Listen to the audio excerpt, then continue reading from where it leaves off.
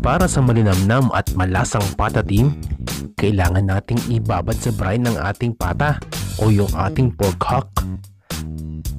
At para gawin ito, magpapakulo tayo ng tubig, lalagyan natin ng asin at ng star anise. After nito, papalamigin lang natin yung brine at hahayaan nating nakababad ang pata sa loob ng magdamag. Maaari nyo namang i-skip ang brining method at diretsyo na ninyong iluto ang pata. Pero highly recommended ito ni Kuya Batang para maging mas malasa ang ating pata. I mean yung ating patatim na lulutuin. And for today's recipe, gagamit ako ng instant pot para magluto. Pero kung wala kang instant pot, wala ding problema dahil po pwede ka namang gumamit ng ordinaryong kawali o kaldero para sa recipe na ito.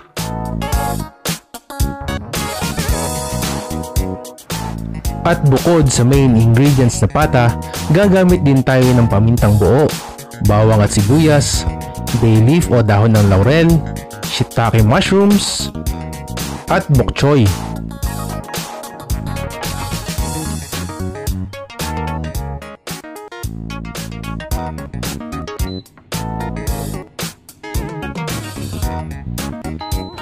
Una, ipiprito muna natin ang ating pata.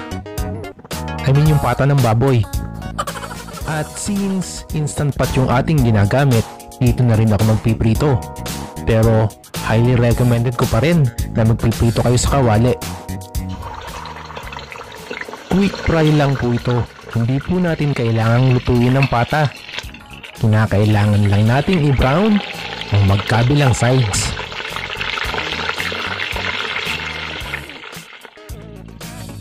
At habang nagpipilantikan ng mga mantika, shoutout muna kay Lilia Sironio ng Makati. Natutuwa daw siya at nagugustuhan ng kanyang mga anak ang ating mga niluluto. Wow, thank you so much! At pagkatapos, hihiwain lang natin ang ating garlic crosswise at i-quarter lang natin ang ating onion.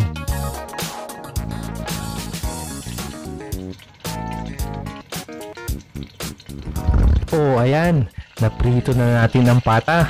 Set aside lang natin habang ipiprepare natin ng iba pang mga sangkap.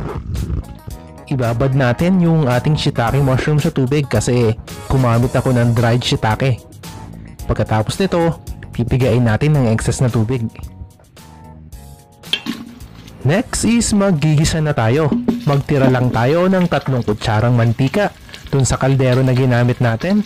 Then igigisa lang natin ang lahat ng mga spices.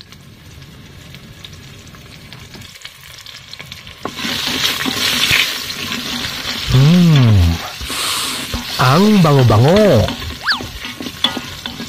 And isusunod na natin ang toyo, ang tubig, then ang asukal. At hindi mawawala sa putahe ko ang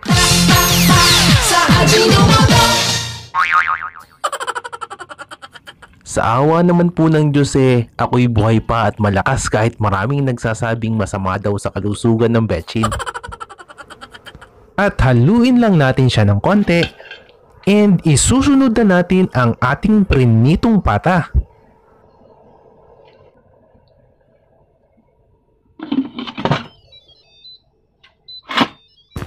And pagkatapos po nating mai-secure ang takip ng instant pot, magpe-pressure cook na tayo. So it's either meat stew mode o kaya naman ay pressure cook. Maalin po dyan ay po pwede. And ipe-pressure cook ko po siya ng 45 minutes.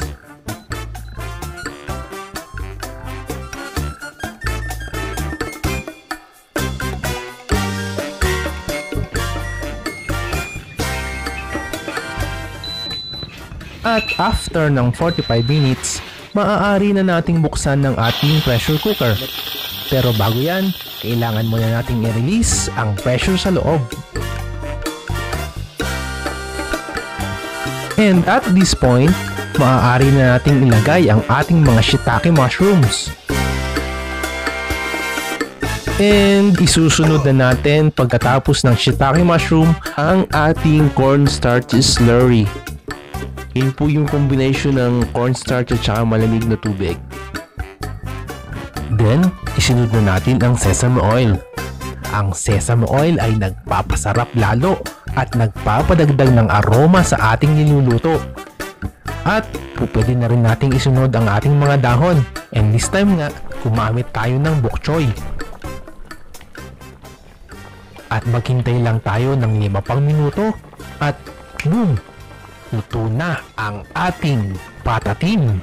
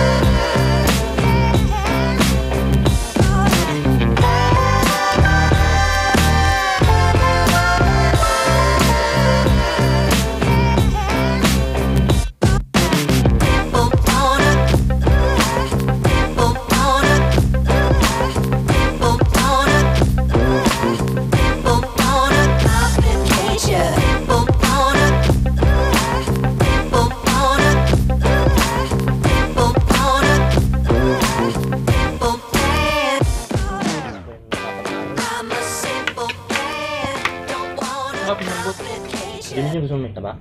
Yan, okay na yun, Dong. Inap na. Sa akin! Ang sarap ng mushroom. Kasi ano to eh, sa Africa lang tumutubo to, di ba boy? Oo. Tsaka sa Japan. Kung nga kayong puro kayong kalokohan. Hindi nga sa Japan, kaya nga shitake to eh. Taga, ano. Bab, sabi may mga mushroom daw na nakakalaso. Oo, yan, ganyan. 6,000, 60,000. Pati mo hihiwat sa bilang side. Ayan o, sa akin na. Takot ako. Wala kayo yan.